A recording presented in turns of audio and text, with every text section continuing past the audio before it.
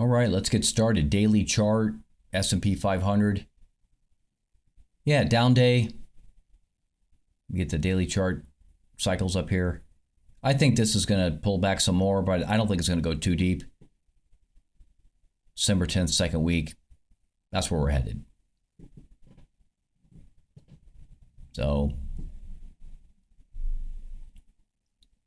let's look at the trade of the day. Looked at this earlier, so kind of know what's going on here. There's a good trade here. GIVS Plus indicator is already turned on. Okay. And it's right here, 7:40 this morning. Look at that. This is a really good trade. Really good trade. Okay. We'll talk about this. There's a trade, the GIVS Plus indicator, right? Says, hey, I think there's a trade here. Look at this. There's other trades there. We're going to talk about that in a moment. Look at this. Comes down, fails right there. See that? That's what you want. As soon as it fails like that, you can take the trade short. Look at that. What a beautiful thing. Nice. Over here, guess what? Didn't get to the top, failed. Look at where momentum is. Negative momentum. You can short that. Okay? And it was a great trade. Look at all this negative momentum. And boom, all the way down. Right? Whatever it is, 6,005 down to about 59.85-ish. Two awesome trades. Pretty easy, these trades. I think this is like,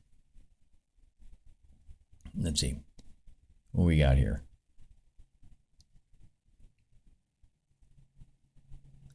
Just kind of calculating what the distance here is.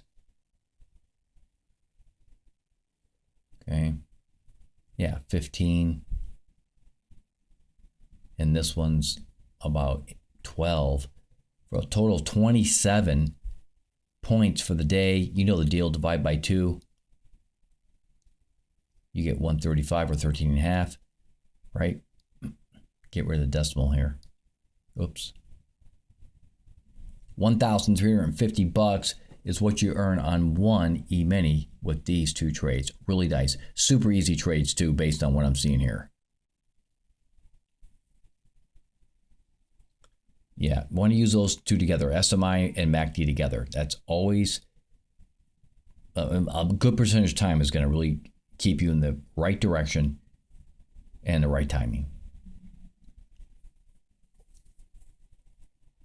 Just talking here about how you could see that was bullish. Okay, let's look at the rest of the products. Those are your trades of the day. Looking at the Dow Jones Transportation here.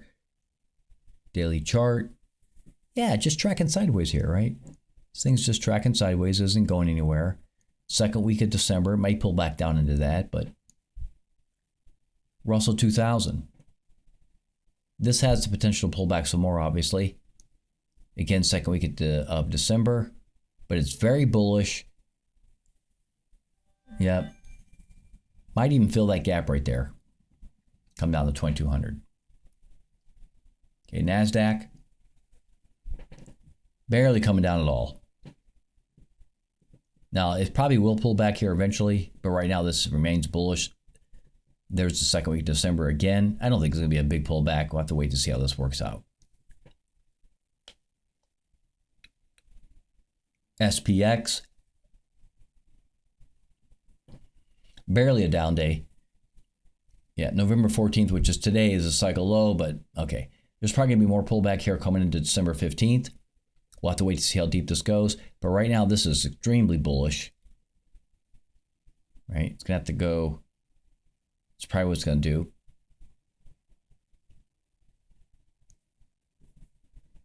Okay, we're going to look at, let's see. We'll look at gold. Getting hammered. I think gold is going to come down to about 2,300, 2,250, somewhere in this area. Okay, it's going to come down right into here, 2,300. I think Donald Trump's win is going to continue to suppress gold. And there's going to be a lot of faith, if you will, in the economy. Okay, silver. Yeah, this is very negative. A little bit of a green day today, but negative. I'll wait for a little bouncy bounce and then short it, most likely.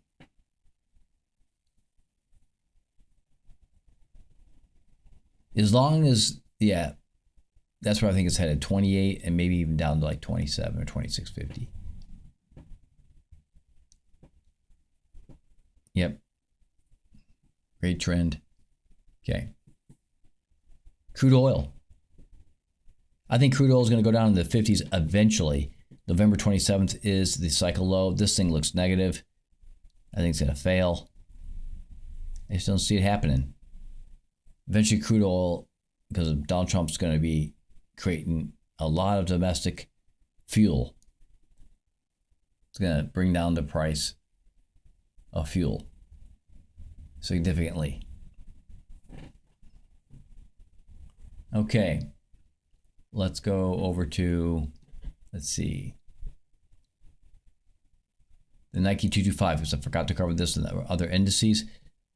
And, you know, overall this is kind of shallow, but price action is just sideways. Yep.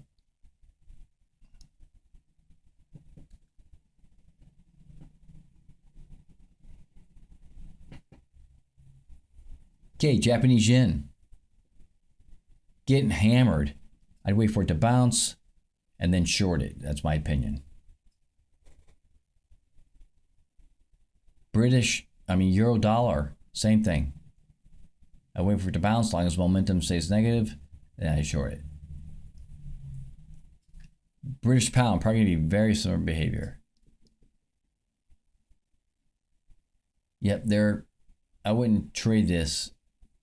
It's not a good trade right now. Wait for it to bounce, and then you can see what it's going to do. But super negative right there. Okay. See what else have I haven't covered here? I think I covered everything except for what do we got to do next here? Think about this for a second. Is it corn? Did I miss anything? Okay, I'm gonna go with corn.